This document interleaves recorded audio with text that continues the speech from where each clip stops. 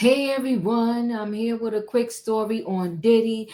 They did have court today, but it was really short, and it was only so that the prosecutors and the defense can give a letter of recommendation to the judge because the judge is the one that determines his sentence, and that will be determined on October the 3rd.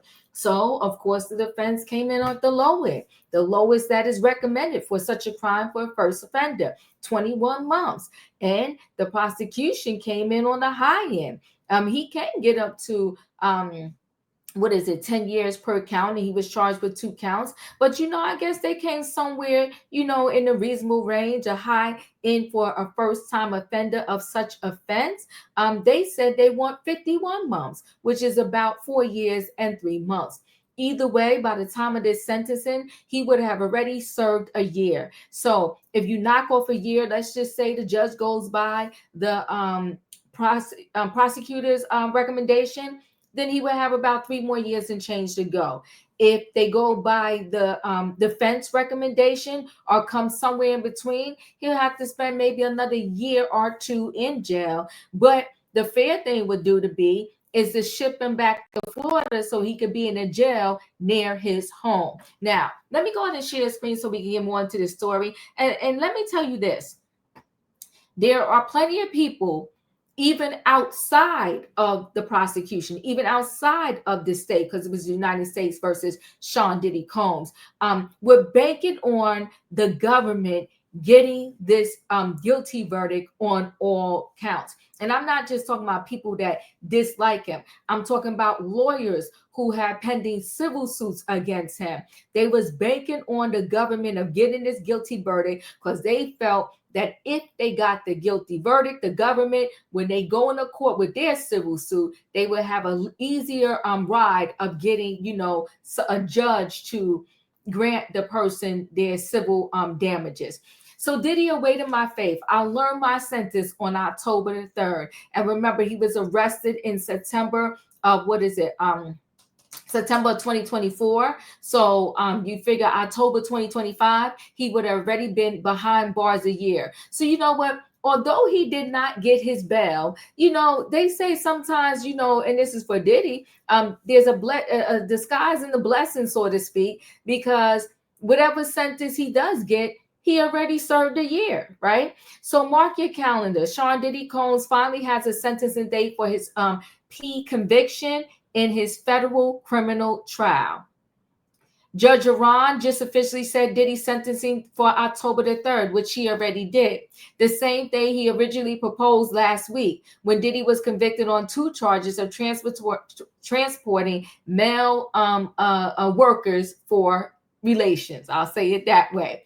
Diddy will remain in custody until his sentencing date, and by that time, he will already have been locked up for over a year, and his time served will go towards his sentence. The music mogul faces a maximum of 20 years, a decade for each count, but it's unlikely he gets sentenced to the max. Diddy's defense and prosecutors are divided on sentencing guidelines. Diddy's attorneys say sentencing guidelines start at 21 months, with prosecutors saying the sentencing guidelines start at 51 months. So if they're saying the guidelines start at 51 months, so they're trying to say to the judge, the beginning should start at 51 months, which is about 4 years and change. And the judge has the discretion to go from the low end all the way to the max. And Diddy's people are saying, no, the sentencing starts at 21 months. So it's going to be interesting to see what the judge does in this case. And like they said here, ultimately, it will be up to the judge. Now, let's go ahead and just hear Harvey take on the whole situation. Let me play this. So now that people have had time to process it, I got to say, such a spectacular loss on the part of prosecutors in the Diddy case. Getting convicted of the Mann Act, he is going to get out within a year. I mean, based on based on sentencing guidelines, prosecutors are asking for a little more than 4. Right. And he's already served nearly a year. He's not going to get 4. He's going to get less than that. He could easily get 2 under the sentencing guidelines, and he's already served 1. Plus, there's credit that he's going to get. Diddy will get out. But when he got back to prison, it was yes, raucous. On Wednesday night when he walked in after, like you said, certainly he views it as a victory. The other inmates gave him a standing ovation. He beat the feds.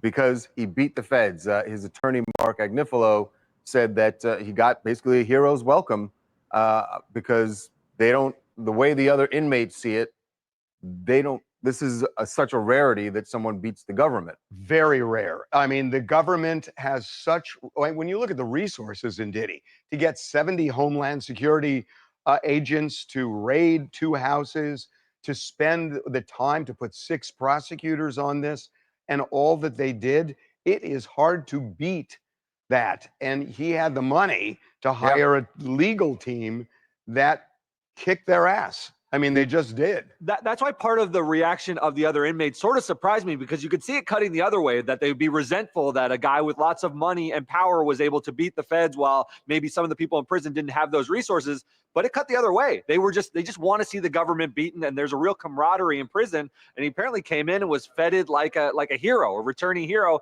after being told he had to go back and sit in the facility and not be released on bond, which I think was a bit of a stomach punch to Diddy. There's some of the sketches show he was quite upset with that ruling, but it must be nice to come home. You know, I did some recon on this, and I was actually wrong on this because I thought he would get out, but they knew he wasn't, and they were prepared for it because they conceded domestic violence in open court. So they kind of knew that he was going to stay in until sentencing. Nonetheless, now there's been a shoe that's been put on another foot. Right. The immediate aftermath of the trial for Diddy was getting that applause in prison. For Cassie, it was getting hit with a lawsuit that was filed by a man named Clayton Howard. He's one of the male escorts that had freak-offs with Cassie and Diddy. During the trial, he was referred to as Dave. But he says that not only did Diddy control him, but Cassie controlled him. So you have now Diddy and Cassie as co-defendants in this lawsuit that accuses her, Clayton claims that she got pregnant and had it with his child and had an abortion without telling him. Also that he got an STI from her. And he said all along, you know, people during this trial, you had Cassie as the victim. She was victim 1, but his experience, he says, is that she was very much in control. This is what he had to say about why he didn't file this lawsuit sooner. 1, I was in an economic position where I really needed the money. 2, Mr. Combs is incredibly powerful, and Miss Ventura had no problem in her use of that power. There's a side to her that people don't know, the side that manipulated Sean Combs' power, the side that embraced his power and his position to do things that she wanted. So I was always afraid if I stopped coming, then I would start to have problems, because she threatened me several times to come and made me feel uncomfortable that I would come to see her just to avoid any problem with Sean Combs. So, you know, what's interesting about this, we spoke to one of the alternate jurors over the weekend, and he was saying, look, that he felt, and it sounds like the rest of the jury did too, that it wasn't so much a victim, although a lot of people on the outside say it was, as somebody who was consenting and was getting something out of the relationship. He's kind of echoing that in a way. Yeah, that is certainly what Clayton was saying, that what she got out of it was power.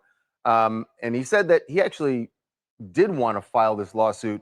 He didn't want to wait until the trial was over. He wanted to file it before. He claims his attorney basically was in cahoots with the prosecutors and didn't want to make Cassie look bad.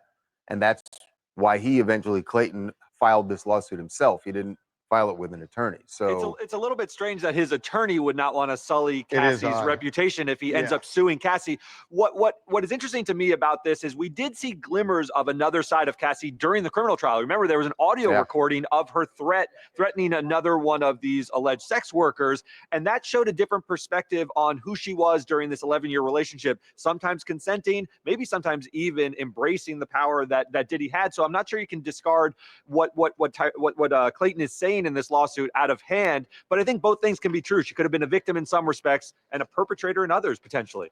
This is Mackenzie from Bucks County. I think as an attorney, this case with Mr. Howard is not going to get far with Cassie as a co-defendant, in my opinion. This escort claiming that Cassie has a different side to her, that embraced the freak-offs and was trying to manipulate Diddy and Mr. Howard after we all just saw her testimony that she was also being used and manipulated and heavily into drugs at this point in her life, makes the accusation very misguided. Bottom line is that she is not the person who started the freak-off, so I would be willing to bet that he's not going to be awarded any monetary damages from her in this suit if it even moves forward at all. I will say the way you're putting it is what a lot of people said before we heard the jury speak. The jury is not embracing what you just said. They didn't embrace what you just said, that she was a victim. At a civil trial, it's going to be up to the jury, or I'm sorry, it's going to be up to the judge to look at all the facts of the case. And the facts of the case are simply that Cassie was not the initiator of all of this. Yeah, not the initiator, but you know what the. But I think Clayton may suffer the same thing that Cassie did, in that if this actually goes to trial, that they're going to say, look, you were along with this, you were getting paid, exactly. You were getting paid very well, so you weren't being manipulated or forced into doing anything. Right. So he may suffer the same fate that Cassie did. I think he will.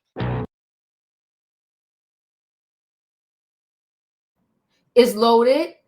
A lot of people are coming out and speaking out now. I heard Clayton's story.